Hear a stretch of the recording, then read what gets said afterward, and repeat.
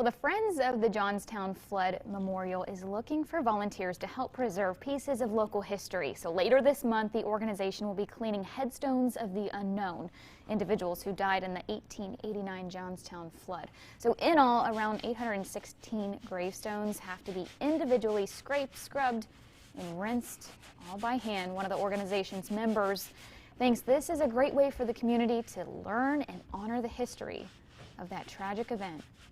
For one, we must remember those that didn't have anybody to remember them because they are unknown.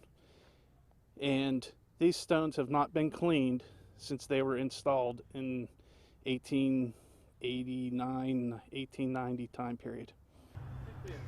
For those interested in volunteering, this is taking place on Saturday, April 17th, and then the 24th around 10 a.m. at the Grandview Cemetery. Please help out if you can, too. It's so much work. They got a lot of work on their hands. So much work that goes into that. They haven't been cleaned in that long. I know. Man. Yes. Well, there's treasure out in Center County. Yeah, there is. It's up to you to find it, to discover local